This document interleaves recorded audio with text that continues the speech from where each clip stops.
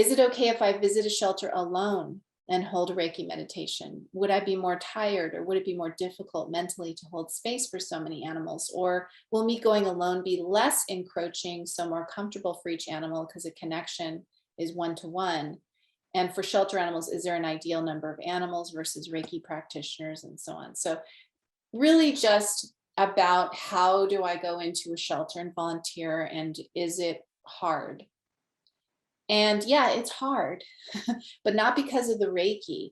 It's hard because you are bombarded with the stress, the fear, the pain, the trauma and abuse animals have gone through. You're bombarded with all of that, and you have to see all of that up close and personal. You know, if you're sitting with an animal who's physically sick or emotionally has been traumatized, you know, that's very difficult.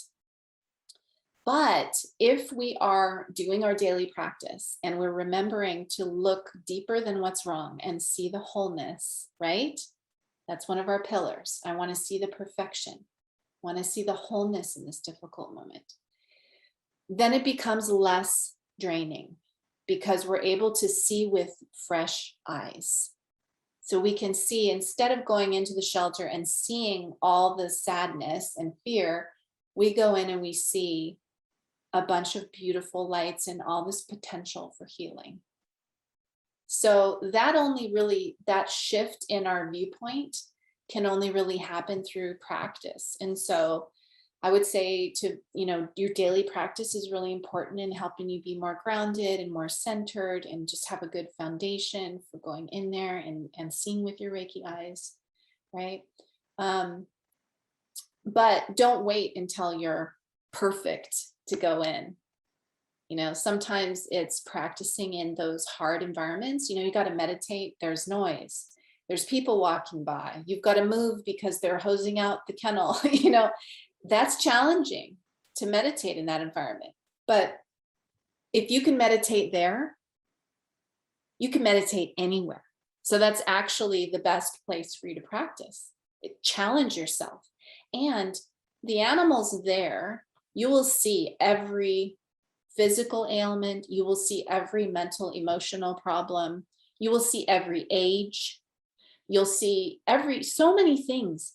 You learn so much about what Reiki can do by seeing all those they will be your best teachers, those shelter animals.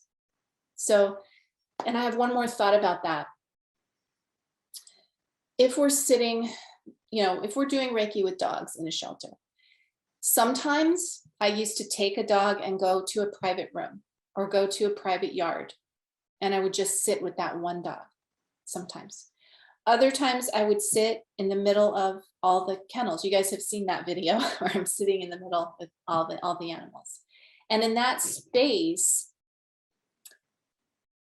Reiki is infinite. It doesn't have to be divided. It is always whole. So whether I'm sitting with one dog or 20 dogs, that space is always perfect. And I always, because some people say, oh, well, I sat with 20 dogs, so each dog only got 5% Reiki because I had to divide it up against it. No, you don't have to divide it. Look at it this way instead. If I am heart to heart with one being, that's amazing, right? But if I'm heart to heart with 20 amazing animals, that is like a transformative experience. It's incredible. So the more animals holding space with you, the more elevated the space. So many beautiful, compassionate hearts coming together. It's amazing. So the more the merrier, really, is what I see.